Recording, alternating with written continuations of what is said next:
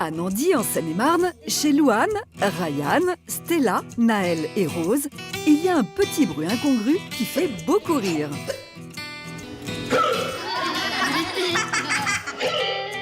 Il a le hoquet, je crois.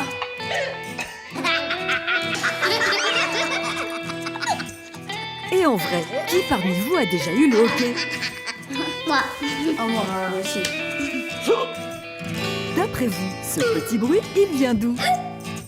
Le hoquet, ça fait la Corse. Ou alors le hoquet, ça vient des poumons. Ça vient de là, après ça monte. Ouais, ça... Ouais. Bah oui, c'est ça. Ventre, gorge ou poumon?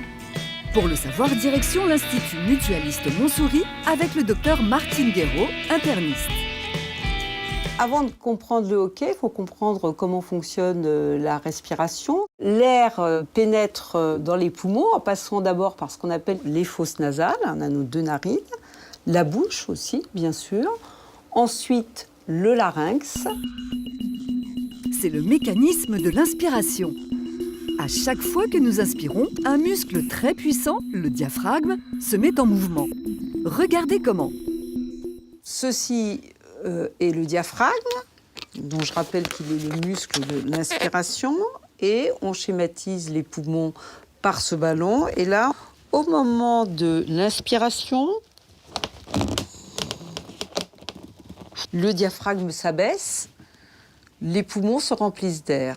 Puis, le diaphragme se relâche, il remonte, il remonte, il remonte, il remonte, il remonte. Et le poumon se vide. C'est l'expiration. Mais parfois, le système s'enraye. Quand on a le hoquet, le diaphragme se contracte de façon spasmodique et totalement involontaire. Et à chaque fois qu'il y a une contraction du diaphragme, dans les millisecondes qui suivent, il y a une fermeture de la glotte au niveau du larynx. Le contact de l'air avec le larynx fait le bruit du hoquet. Ces contractions involontaires du diaphragme s'accompagnent d'une fermeture de la glotte située dans le larynx. Les flux d'air rapides font alors vibrer les cordes vocales et provoquent ce son caractéristique du hoquet. Personne n'y échappe. En revanche, le bruit n'est pas le même pour tout le monde. Je pense que plus tu grandis, plus tes cordes vocales elles changent. Du coup, le son est pas pareil. Parce que là, leur son est super aigu. Alors que moi, quand j'ai le hoquet, c'est pas le même hoquet que quand t'es tout bébé. Exactement, Louane. Tout comme notre voix est unique, nos hoquets le sont aussi. Mais petits ou grands, pourquoi avons-nous parfois des crises de hoquet? Moi, c'est quand je rigole beaucoup et après, j'ai le hoquet. Je fais... Des fois, j'ai le hoquet après manger. Un bon hoquet après le repas, c'est effectivement la situation la plus fréquente. Mais pour quelle raison? Réponse avec le docteur Sylvie Grimbert, gastro-entérologue. Lorsqu'on mange beaucoup, un repas copieux, surtout s'il est pris rapidement, quand on a tendance un peu à gloutonner, il se produit une dilatation importante de l'estomac, qui est brutale, qui va entraîner une irritation d'un nerf qu'on appelle le nerf phrénique. Le nerf phrénique, c'est celui qui contrôle les mouvements du diaphragme, qui du coup subit des contractions involontaires, d'où le hoquet. Boire des sodas, manger trop vite ou mâcher des chewing-gums favorise le hoquet, car nous avalons alors trop d'air. Voilà pourquoi les bébés ont très souvent le hoquet. C'est parce qu'ils avalent beaucoup d'air en mangeant. Et c'est une façon pour eux de libérer ce trop-plein d'air dans l'estomac. Vous êtes également nombreux à l'avoir lors d'une situation bien particulière. Quand on a trop bu. Quand j'ai un petit peu trop bu. Après j'ai bu peut-être un petit peu. En effet, l'alcool favorise le hoquet. Mais cette fois, ce n'est pas à cause d'un trop-plein d'air. L'alcool entraîne des hoquets par une irritation de l'estomac, de l'œsophage, et donc la possibilité d'avoir une irritation du nerf phrénique et donc une contraction du diaphragme. C'est pareil lorsque l'on mange trop pimenté. Quand ça nous arrive, chacun a son petit truc pour le faire passer plus vite. Parce que, avouons-le, c'est quand même un peu gênant. Parmi les plus connus, Je respire très très fort, et puis je bois un verre à l'envers. boire un verre d'eau à l'envers, est-ce que ça marche vraiment? Boire un verre à l'envers demande d'être très concentré. C'est pas facile, il faut éviter de mettre de l'eau partout, donc on va réfléchir, on va détourner son attention. Je pense que c'est vraiment l'exemple typique où vous détournez votre attention et ça marche très très bien. Le cerveau oublie les petits tracas de l'estomac et la respiration reprend alors son rythme normal. Et quand on nous fait peur, c'est le même principe. Notre cerveau est distrait par autre chose. En revanche, la peur ou la surprise génère un deuxième effet. Et celui-là est physiologique. Quand on a peur, on coupe sa respiration. Le fait de bloquer la respiration va stopper l'activité en fait du muscle diaphragmatique. Donc le mettre au repos et donc probablement par ce biais-là stopper le processus de hoquet. La plupart du temps, le hoquet ne dure jamais bien longtemps et s'arrête de lui-même.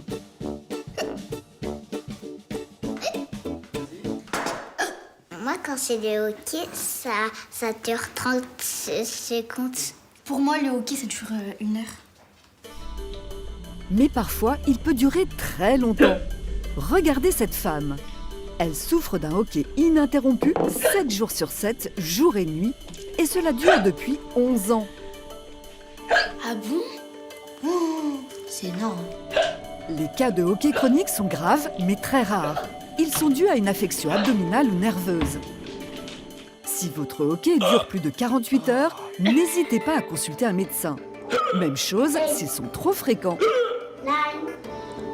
Si vous avez une situation de gens qui, pratiquement à chaque repas, ont des hoquets, ça n'est pas tout à fait normal. Et ça mérite, à ce moment-là, une consultation, au moins auprès de son médecin traitant, voire éventuellement auprès d'un spécialiste, d'un gastro-entérologue, pour savoir si ce hoquet n'est pas la conséquence d'un problème œsophagien. Avoir le hoquet, le plus souvent, ce n'est pas grave. Nous avons soit trop d'air dans notre appareil digestif, ce qui enraye notre système respiratoire, soit une irritation au niveau de notre estomac. Et au risque d'être ridicule, vous savez désormais que les remèdes de grand-mère ne sont pas aussi farfelus qu'il n'y paraît. Dans la série des réactions incontrôlées de notre corps, difficile de ne pas évoquer les gaz, appelés aussi flatulences. Ils sont naturels et concernent tout le monde, mais n'en sont pas moins gênants. Comment notre corps produit-il ces gaz? Et pourquoi leur odeur est-elle aussi désagréable? E = M6 brise les tabous avec humour pour la science.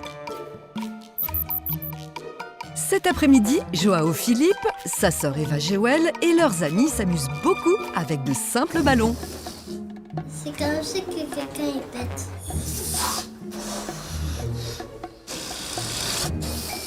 Et pour eux, parler de gaz, c'est plutôt rigolo, quand ça arrive aux autres.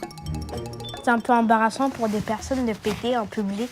Parce qu'à chaque fois qu'elle pète, elle fait vraiment fort. Moi, pas trop, mais ma sœur, oui. Désolée de t'avoir balance. Il faut dire la vérité. Mais d'où viennent ces gaz qui s'échappent parfois de notre corps sans crier gare? A priori, je pense que ça vient de l'intestin. Moi, je pense que ça vient du ventre. L'estomac. L'estomac. Ça vient du popotin. Toutes ces réponses sont bonnes. C'est de notre système digestif qu'émanent les flatulences. Pour en savoir plus, direction le cabinet du docteur Olivier Spazierer, gastro-entérologue. En fait, il y a 2 sources de gaz. Première source, ce sont les gaz qui viennent de l'air ambiant. Vous avalez de l'air à chaque déglutition. D'autre part, c'est l'air qui vient aussi des aliments qui sont déjà riches en air, comme par exemple les meringues, les entremets, les pommes sont déjà riches en air. La première source de gaz qui va provoquer une flatulence, c'est l'air que l'on avale à notre insu lorsque l'on mange. S'y ajoutent les gaz produits naturellement lors de la digestion. Les gaz sont le reflet en fait d'un bon fonctionnement du tube digestif. Et pour avoir des gaz, en fait, il faut plusieurs acteurs. Quels sont ces acteurs? Il y a votre tube digestif.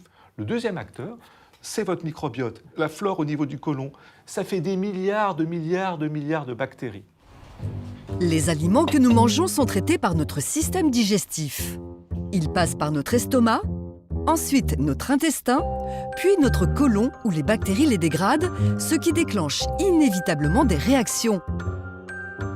Il est tout à fait normal d'avoir quelques éructations et de pertes par le haut, ça s'appelle des rots, ou par le bas, qui s'appelle de flatulences. Au risque de vous choquer, vous avez 14 à 15 émissions normales par jour. Donc c'est tout à fait normal d'avoir ces mécanismes de digestion et de fermentation qui s'opèrent. Tous les gaz créés par notre corps au cours de la digestion sont issus de la fermentation. Pour comprendre cette réaction, Mac Lesguy a rendez-vous à l'ENS de Cachan avec Valérie Perry-Delacroix, biochimiste. Valérie, bonjour. Bonjour Mac. Alors, question très simple, cette fermentation où les bactéries dans notre intestin produisent des gaz, ça reste toujours un peu mystérieux. Qu'est-ce qui se passe réellement dans notre intestin? Si vous voulez, je vous propose de réaliser 2 petites expériences très simples pour visualiser la production de gaz par les bactéries intestinales. J'adore, génial. Alors, regardez, ces 2 éprouvettes contiennent un gel nutritif similaire au reste d'aliments que nous avons tous dans l'intestin. Et ici, ce sont des bactéries. et donc c'est vraiment des bactéries comparables à celles de l'intestin qu'on a ici dans cette boîte de pétri. Exactement.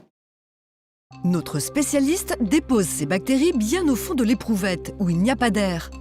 Exactement comme si c'était le fond de notre intestin. Mac Lesguy fait la même chose dans le second tube. La différence, c'est qu'en plus du gel nutritif, son tube contient des particules de fer, de façon à révéler la présence ou non d'un gaz odorant très caractéristique des flatulences. J'imagine qu'on les met en culture. Tout à fait. Et donc nous allons placer nos bactéries bien au chaud et on va leur dire à demain. À demain. Moi aussi je vous dis à demain. 24 heures plus tard, regardons ce qui a changé dans nos 2 éprouvettes. Valérie, bonjour. Bonjour Mac. Alors, qu'est-ce qui s'est passé depuis 24 heures dans nos tubes à essai? Eh bien, regardez Mac, nous avons les bactéries qui se sont développées. Et qu'est-ce qu'on voit en plus? Je vois une bulle. Et pas qu'une, regardez, il y en a sur Je vois toute plusieurs bulles. la hauteur du tube, effectivement. Les responsables de ces bulles, ce sont les bactéries que notre spécialiste a introduites dans les tubes. Elles ont digéré les substances présentes dans le milieu de culture et donc on voit tout un tas de bulles sur la hauteur, alors de taille variable, ça dépend un petit peu de la quantité de bactéries présentes. Ce sont les mêmes bulles que l'on va retrouver dans notre intestin. Que ce soit dans ce tube ou dans notre intestin, lorsque les bactéries digèrent des particules alimentaires, elles dégagent du gaz. Voilà comment ils se forment dans notre corps. Est-ce qu'il y a des éléments qui favorisent cette réaction de fermentation et donc la création de gaz dans l'intestin? Tout à fait, Mac. Selon la nature des aliments, notamment pour des aliments riches en fibres et fermentescibles, on peut citer le chou. En effet, les choux ou les haricots blancs, par exemple, ont du mal à être assimilés par l'intestin. Et ils vont fermenter dans le côlon sous l'action des bactéries du microbiote, qui vont produire beaucoup de gaz en les digérant. Il est bien sûr déconseillé de diminuer sa consommation de fibres. Pour limiter les flatulences, il faut manger lentement, diminuer les boissons gazeuses, ne pas mâcher de chewing-gum, et il faut faire du sport. Mais sachez que nous ne sommes pas égaux dans l'émission de flatulences. De plus, les aliments ne seraient pas les seuls facteurs impliqués dans la production de gaz. Vous avez mangé du chou ou des artichauts, vous avez des gaz et à un autre moment, vous n'en avez pas. Qu'est-ce qui s'est passé? Simplement, en fonction de votre stress, votre émotivité, vous réagissez de telle ou telle façon. Être ballonné et avoir des gaz n'est donc pas uniquement lié à notre alimentation, mais à notre état de santé général. Intéressons-nous maintenant à la composition de ces gaz nauséabonds qui intriguent beaucoup Mac. Alors ce gaz, qu'est-ce que c'est? Eh bien ce gaz-là, tel qu'il est présent ici, on ne peut pas l'identifier, mais selon les bactéries, il peut être de nature variée. On peut trouver du gaz carbonique, on peut trouver du diazote, parfois même du méthane, qui est produit non pas par des bactéries, mais par d'autres types de micro-organismes. Donc les gaz produits dans notre intestin peuvent être de nature variée. Ces gaz-là sont inodores, mais il y en a un qui se démarque des autres. Regardez notre deuxième éprouvette, celle où notre spécialiste avait rajouté du fer pour révéler la présence d'un gaz odorant. Là aussi, il y a des bulles, mais en plus, la couleur a changé. Eh bien le fer, va nous permettre de révéler la production d'hydrogène sulfuré, qui est un des gaz qui peuvent être produits dans notre intestin.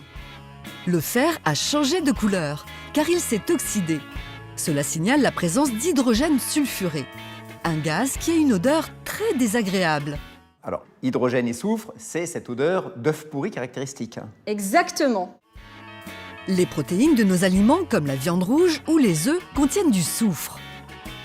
Sa particularité, il donne des propriétés malodorantes à certaines molécules issues de la fermentation des aliments. Des molécules aux noms évocateurs, putrescine, cadavérine ou encore scatol. Ce sont ces mêmes molécules que l'on retrouve souvent dans une mauvaise haleine. Et je vous déconseille de sentir de près. Vous savez, c'est pour la science, hein. Ah, pardon. Ah. Vous étiez prévenus, hein.